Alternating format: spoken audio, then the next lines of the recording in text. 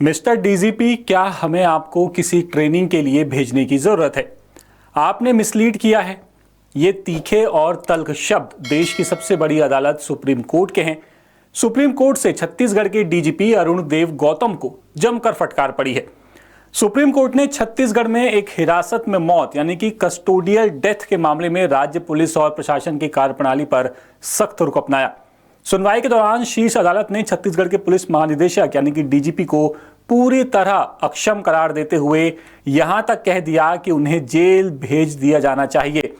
अदालत इस बात से बेहद नाराज थी कि हिरासत में मौत के एक गंभीर मामले में एफआईआर दर्ज करने में 2 साल और 7 महीने की देरी की गई। कोर्ट ने डीजीपी से सवाल किया कि क्या हमें आपको ट्रेनिंग के लिए भेजने की जरूरत है।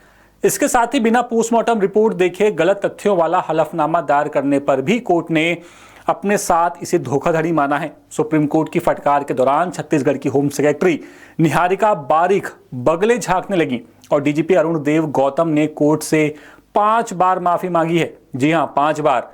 अब आपको बताते हैं कि सुप्रीम कोर्ट ने डीजीपी को फटकार लगाते हुए आखिर क्या क्या कहा था। सबसे पहले सुप्रीम कोर्ट ने कहा कि ट्रेनिंग की जरूरत है। कोर्ट ने बेहद सख्त लहजे में कहा कि देश में हिरासत में मौत मामले में 2 साल और 7 महीने बाद एफआईआर दर्ज करने पर क्या हमें आपको किसी ट्रेनिंग के लिए भेजने की जरूरत है? प्रशासन लायक नहीं, यह भी कहा सुप्रीम कोर्ट ने।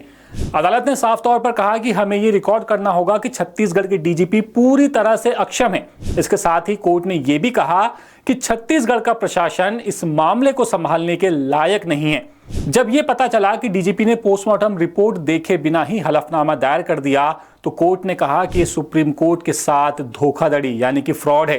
कोर्ट ने आगे कहा कि आपने हर पहलू पर अदालत को गुमराह यानी कि मिसलीड करने की कोशिश की है। सिर पर चोट की बात का जिक्र करते हुए कोर्ट ने पूछा कि क्या आपको सादे शब्दों में अंग्रेजी यानी कि प्लेन इंग्लिश समझ में आती है? कोर्ट इस बात से नाराज था कि मौत की वजह अल्कोहल विड्रॉल बताया गया, जबकि रिपोर्ट में सिर की चोट दर्ज थी। न्यायिक जांच रिपोर्ट पर भी तंज कसा गया। जब डीजीपी ने कहा कि उन्हें न्यायिक रिपोर्ट नहीं मिली तो कोर्ट ने पूछा कि क्या वो रिपोर्ट हवा से मिली थी। कोर्ट ने याद दिलाया कि वो रिपोर्ट डीजीपी के अपने हलफनामे का ही हिस्सा थी। मुआवजे पर भी नाराजगी दिखाई है कोर्ट ने। हिरासत में मौत के लिए 1 लाख रुपए के मुआवजे पर कोर्ट ने कहा कि क्या देश में मानव जीवन की कीमत 1 लाख है? ये काफी भयावह है।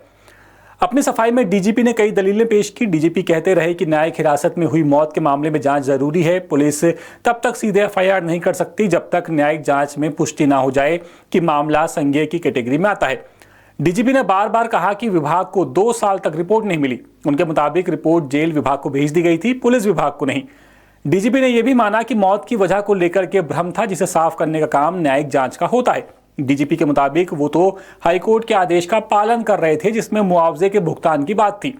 डीजीपी ने सुनवाई के दौरान 5 बार अलग अलग बातों पर माफी भी मांगी है। उन्होंने अपोलोजाइज शब्द का इस्तेमाल किया। पहली बार जब रिपोर्ट के सेंट्रल जेल बिलासपुर भेजे जाने और इसमें हुई देरी पर चर्चा हो रही थी तब उन्होंने कहा कि आई अपोलोजाइज सर। दूसरी बार जब अदालत ने उन्हें बताया कि न्यायिक जांच रिपोर्ट जुलाई 2024 में ही जमा कर दी गई थी और उन्हें इसकी जानकारी नहीं थी, तब उन्होंने कहा कि I will just apologise for that. तीसरी बार मामले में संदर्भ मिलने के बाद देरी से एफआईआर दर्ज करने के संबंध में उन्होंने फिर से माफी मांगते हुए कहा कि सर आई रियली अपोलोजाइज। चौथी बार रिपोर्ट को लेकर पैदा हुए किसी भी भ्रम के लिए उन्होंने फिर से माफी मांगी। Sir again I will apologise for any confusion. 5वीं बार जब अदालत ने उन्हें पूरी तरह अक्षम कहा तो उन्होंने अंत में कहा कि I am sorry sir but I just apologise for everything. बता दें कि साल 2024 में एक लड़के की पुलिस हिरासत में मौत हुई थी। इस मामले में 2026 में एफआईआर हुई। पोस्टमार्टम रिपोर्ट में आया कि कैदी के सिर पर मारा गया। कुछ जगह खून भी निकल रहा था। परिवार न्याय पाने के लिए सुप्रीम कोर्ट पहुंचा। कोर्ट ने सीबीआई जांच को मंजूरी दे दी थी और पीड़ितों को 25 लाख मुआवजे का फैसला सुनाया था। लेकिन उसके बाद अब सुप्रीम कोर्ट ने जो डीजीपी को फटकारा है, इससे अंदाजा लगाया जा सकता है कि पुलिस विभाग किसी मामले को लेकर के कितना सीरियस होता है। इस पूरे मामले पर आपकी राय क्या है? आप हमें कमेंट करके जरूर बताएं। और ये पूरी खबर रायपुर से हमारे ब्यूरो चीफ अरुण तिवारी लेकर के आए थे। अपडेट्स के लिए आप देखते रहिए द सूत्र। नमस्कार। लेटेस्ट,